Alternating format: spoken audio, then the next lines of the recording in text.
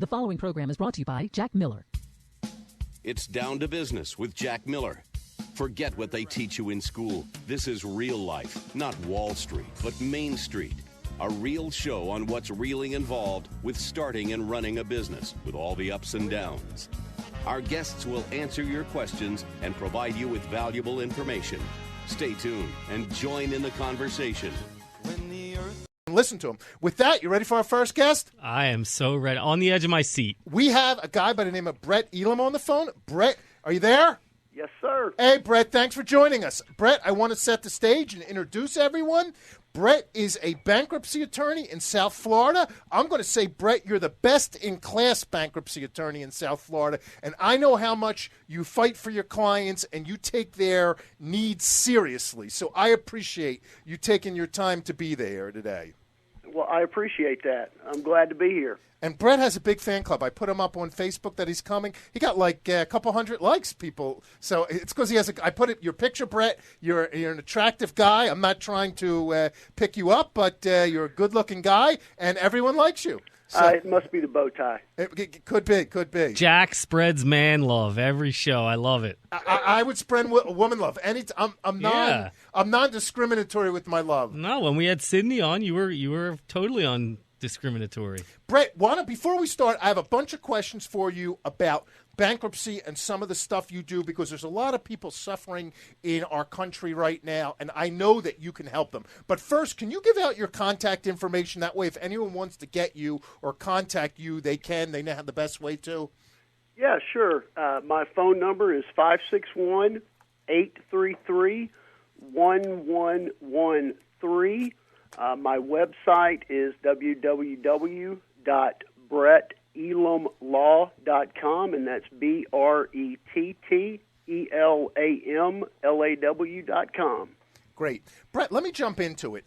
You focus I want to talk to you about how you help people when they get in financial trouble. First, I want to set the stage that the whole country seems as in financial trouble or has been in financial trouble. And the truth is the government would be long gone and most big companies would be long gone. And I want to reinforce to everyone that it's not a sin to get into financial trouble. It's a sin to beat yourself up for getting into financial trouble. And if you could maybe just tell everyone a little bit, and we have about a minute before the break. Then after the break, I want to come back and ask you questions. But tell everyone how you help people and what you do for people. Well, generally, Jack, what we do is we analyze their financial condition at the time that we see them. We see if there's any way to get around what's going on, if it was a catastrophic event or if it's just lack of income. And then we advise them whether they should go through with a bankruptcy. And then we look at what chapter. So what's the difference between, again, we only have 30 seconds, and if you can't answer, or maybe give people a high level, what's the difference between a Chapter 7 and a Chapter 13? Just high level, then when we get to that, back to the break, we'll break it down a little bit more. Well, Chapter 7, Jack, is generally for unsecured debt, and Chapter 13 is to reorganize your secured debt and retain your assets. So if someone has a lot of credit card bills, they would go for a Chapter 7, and if they have a lot of assets, they would go for a Chapter 13. Is that the essence of it? Exactly. Gotcha. Okay, Brett, with that, stay with us. We'll be back in 2 minutes. I apologize. I have to take a quick break. Then we're going to jump into some real good questions for you. Welcome back, everyone. This is Jack Miller. I'm here in studio with Todd Cohen, our main commercial corner man, and our very lovely producer, Bonita Senorita Ingrid. And on the phone is Brett Elam. Brett, thanks for sticking with us on the break. No problem. So we were talking about before, Chapter 7 is if you have a lot of unsecured debt. Chapter 13, if I'm categorizing it right, if you have assets, it helps you keep them.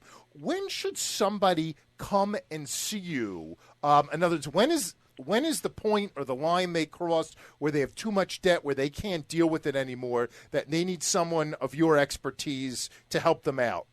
Well, there's different times when someone should come to see us, but generally come to see us when the calls and collection letters are just too overwhelming. When the phone rings and you get that feeling in the pit of your stomach, thinking it was a debt collector, that's when you need to call. So is it better to come earlier rather than later, I assume? Yes, that's one of the major complaints that I have or people have the stigma attached to bankruptcy as it was in the past.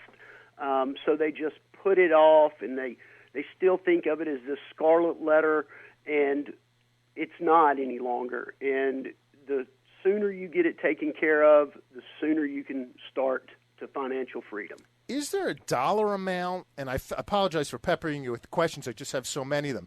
Is there a dollar amount where someone that's too great, where somebody should come see and seek help with? In other words, if they have X dollars of credit cards or something like that, or is it really just depend on the individual? Well, it really depends on the individual, and really it depends on your income is what the main goal or main factor is in determining when you should come see us.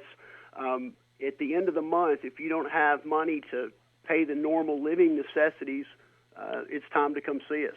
What do you do, or are people cases for bankruptcy if, let's say, they're paying their bills okay, but I know of someone who's in this situation, they didn't have insurance and they got maybe my number's wrong, like $110,000 bill from the hospital for the guy, whatever, had a heart attack. That is definitely something that could be included within a Chapter 7 discharge. So it doesn't have to be every bill. It could be just one bill they can deal with. Then they would come and talk to you. Exactly. How does it work if you're married and, let's say, one spouse has a problem, but the other spouse doesn't? Well, other than divorce? Yeah. Other than divorce or anything like that. I'm strictly talking financially. Okay. Well, if one spouse is in trouble and one is not, it doesn't matter. That one spouse can file, and it will not affect the second or the other spouse. I actually have several cases of the exact same set of facts right now. Gotcha. And how long does the whole process take? Let's say I would have, whatever, $20,000 in credit card bills, and I don't have a job, and medical bills. How long does it take to go through the whole bankruptcy process from beginning to end? Well, in a Chapter 7, you have 90 days from the petition date, which is when you basically file your bankruptcy. 90 days later, it's over, and you have your discharge, which is basically you don't have to pay the debt any longer. Now, Chapter 13 is a little different because generally you're trying to reorganize secured mortgage debt, and it takes a little longer. There's a payment plan that's implemented, but you generally receive your discharge between 3 to 5 years later. So it's a pretty quick process. Very quick. Gotcha. That's pretty cool. I have a question. Yep. How you doing? I'm doing all right. How are you? Good, thanks. Thanks for joining us today. When you drive in your car or watch infomercials on TV, there seems to be a constant barrage of credit consolidators and people who advertise that they'll help you if you're in debt and that kind of thing. First of all, are any of them legit? And second of all, do you have any that you would stay away from or recommend to people? I really don't have any specific names that I would stay away from. But recently, probably 2009, the Schumer bill was passed, and it has greatly restricted credit consolidation companies. And if you go to a credit consolidation company and they're not affiliated with an attorney, it's probably in violation of the Schumer bill, and I wouldn't stop. So a lot of them seem like a little sleazy or scammy. Right. Yeah. Well, you also, too, have to think that for it to be successful, you have to have a pool of money that you can pull from to settle these debts or to consolidate them, because really all they're doing is they take individual creditors and give them a lump sum to satisfy them. Hello? Oh, yeah, I don't know what happened. We had some technical difficulties. Okay, thank you for that. They're better off calling you. Brett, I have another thing I want to talk about, and that is what's life like after a bankruptcy discharge? When I speak to people, I get the impression that they think that they're traumatized, that they're going to be affected. They can't get credit by cars or houses or something for forever. And I know that you can rebuild up your credit score and really get back in the market pretty quick. Yes, the stigma with bankruptcy, it's not like it was 10, 15 years ago.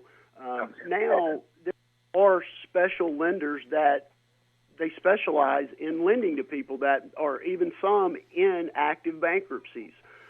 Also, it goes on a lender-by-lender basis, and also it would depend upon if it's going to be a traditional government-backed loan or something like that.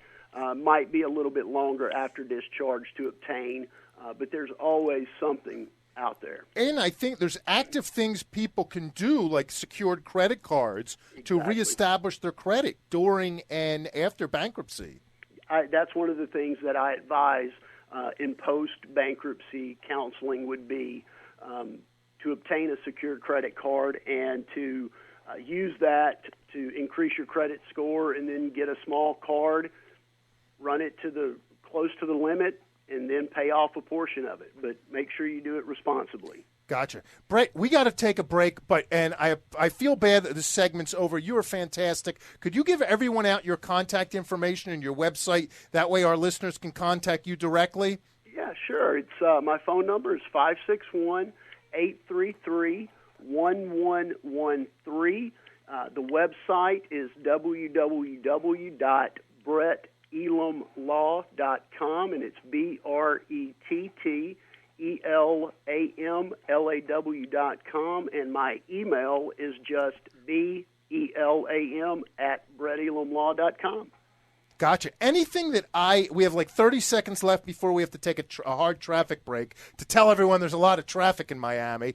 But anything that that I missed that you want to cover real quick? No, Jack, I think you did a great job.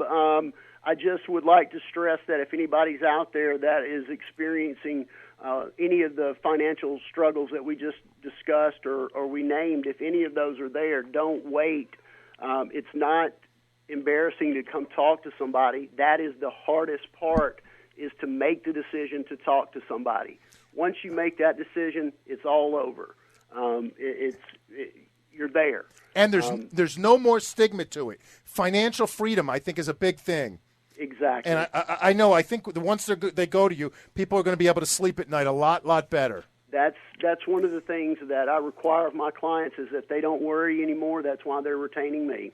Brett, thank you very much. I really appreciate your time. Everyone else, if you could stick around for a very quick commercial break, we'll be back in about 3 minutes. Brett, thank you again. We'll have to have you on more time when we have more time. Thank you very much. I appreciate it. Have a good day. Thank you.